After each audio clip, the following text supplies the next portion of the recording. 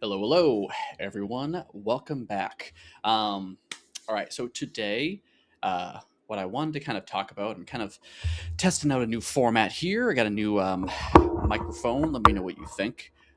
So today, what I wanted to do was actually talk about um, a little bit of kind of my journey from hotels into the world of customer success. And now, obviously, like kind of like the buzzword nowadays is AI, AI, AI. I didn't always, leverage AI, and I've been really adopting AI, over the past several years. Um, and my journey into customer success was not like a linear path. And I bet many of you that are listening and watching this can relate. And a lot of people that follow me, either I have a newsletter, trying to expand in some of this more content. I've done coaching and things like that before. So really, I've been a customer success manager for several years now, and I've now been promoted to a senior customer success manager, and now I'm on a AI lead initiative across my organization at a Clear Company. And what I kind of wanted to do a little bit here was take a little bit of a step back and just basically talk about, um, the non-linear paths, and those items are, are okay. They're okay to pivot.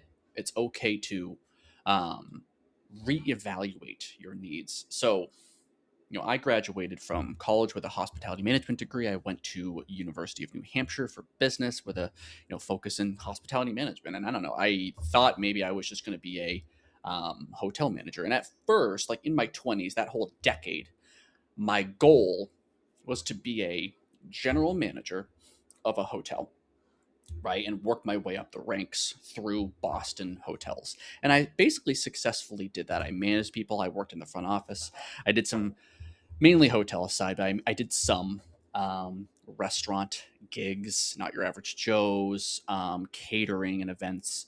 And then I worked my way up through the ranks in housekeeping, rooms departments, being a director of operations, director of rooms, front office manager, night audit. And as anyone who's kind of worked in that service industry, hospitality can know that while it's fast paced, can be fulfilling, it's very draining, right? And it absorbs a lot of your energy and your time and your focus. So I did that for probably about a good decade to 12 years throughout my 20s, and worked in the ranks and commuted into the city, worked double shifts, worked in housekeeping. And during that time, looking back, and I think when you're in the moment, whatever job you're in, whether it's retail, whether it's fitness, whether it's marketing, and you're looking for something different or a switch or a pivot, um, is, you know, you don't necessarily understand it at the time, but looking back, you're collecting all of these gems of knowledge, stories, examples, right? And that's really something I've learned now, 10, 15 years later, is those jobs and those stories and those experiences pave your way, and they also give you a lot of collateral and stories that you can tell in job interviews or forming your choices later on, whether you want to stay in the industry or you want to pivot into something else, because then you can kind of take a lot of those stories and those examples into those job interviews, right? Which is sort of what I did later in my career. Is like you start to say like, okay, well, like I'm working with customers, transient guests, but also corporate guests. So you have some of the repeatable guests, and you start to think back of those examples and like, how does that relate? Obviously, now in my world of B2B SaaS customer success account management sort of world is, the account management, the retention. What does churn mean in terms of a hotel or a restaurant? What are metrics? So you start to kind of form these stories and these pathways in your mind, looking back at your previous careers and how it kind of shapes your stories now in your transition, for example. Um, and obviously the communication, leadership. I was a leader, I was a manager, then I was a director. So how you're doing managing schedules, payroll, accounting, forecasting, metrics, account management on the sales side. So all of these things matter in shaping who you are in your story. So you want to always want to make sure you're leaning into those as well when you move forward, because there might be a time where you then maybe want to pivot. And that kind of hit me. I did ultimately start to go through some layoffs, and then obviously COVID hit.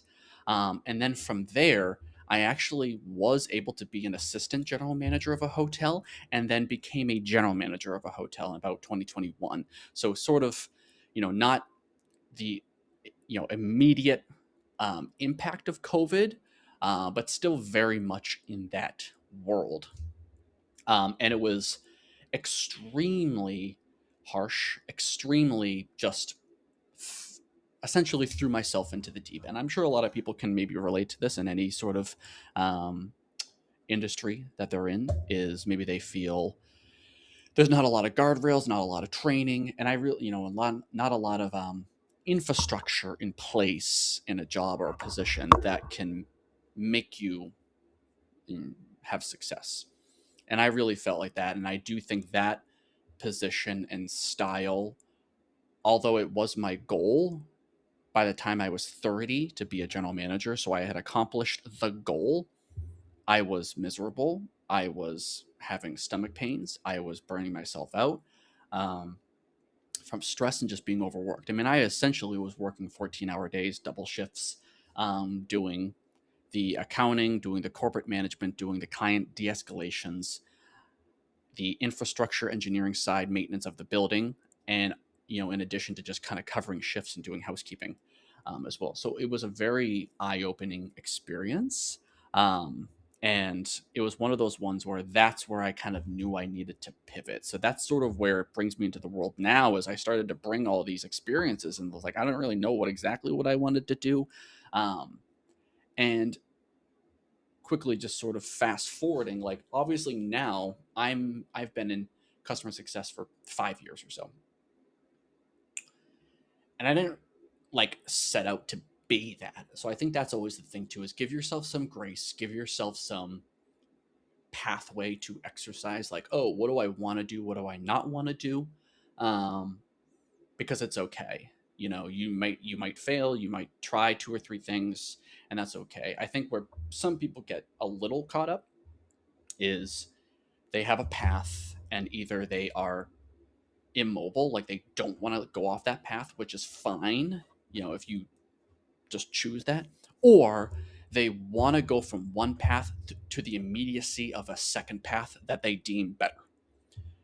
And I think we see that a lot in customer success, because to be frank, it is very hard to just immediately make that leap if you are far on the spectrum away from customer success. And what I kind of look at that is, is if you're in anything in sales, account management, SDR, your path to tech customer success is shorter, and on that spectrum is easier, for a lack of a better term.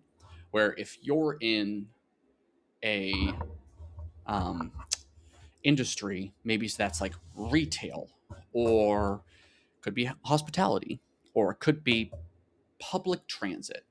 That spectrum to go from that to post sale B2B tech SaaS is very, very difficult. So I do tell people too, and like kind of what I did was like, it's okay to have an intermediate step, whether that is something in the middle. So that's what I kind of had. I had kind of a client success role at WeWork and real estate, worked with clients, but it gave me that exposure to SaaS app platforms, but also working with clients. And it gave me exposure to metrics. It gave me exposure to retention and forecasting and having a portfolio of accounts and NPS as well. So then I was able to take those experiences for 1 year, and in conjunction with my hotel background, tie those also into the metric and the client success stories and adoption within that 1 year, to better position myself in the interviews for clear company and formal SaaS B2B um, customer success roles. So that's really what helped me. And that's really what I would say to anyone moving forward. It doesn't need to just be the one for one. Don't close that door, because it doesn't need to be something that you need to like do 5 years in. You can do a year at an intermediate step. Onboarding, implementation, SDR, that's more than fine to open up that pathway and that door to then bolster your already background, which we know is strong, with something that's a little bit more in the industry, you know. But I would definitely say, looking back, these have definitely been, I now work remote. It's offered me flexibility. It's a business job where it works, kind of that 9 to 5, Monday through Friday. So it's nice. It's definitely been a lot more flexible and appealing in that manner. And it's been eye opening in the community to meet people, to join groups, to learn about technology.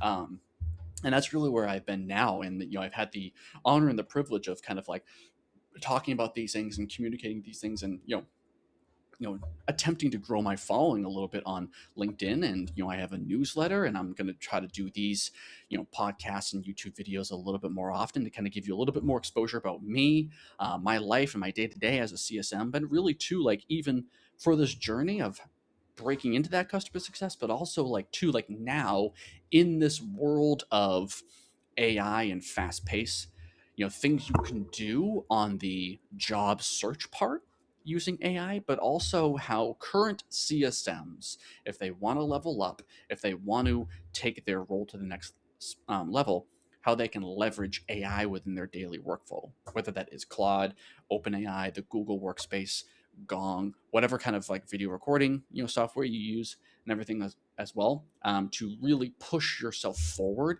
because that will also make you more marketable in future jobs and positions, and well to get more exposure to these things and speed up your processes as well. So if you liked this, definitely follow me on LinkedIn, send out a request. I'm always open to meet people. I'm going to try to release more of these to give you nice fresh content about myself working in customer success, utilizing AI, and my journey as well. So stay tuned.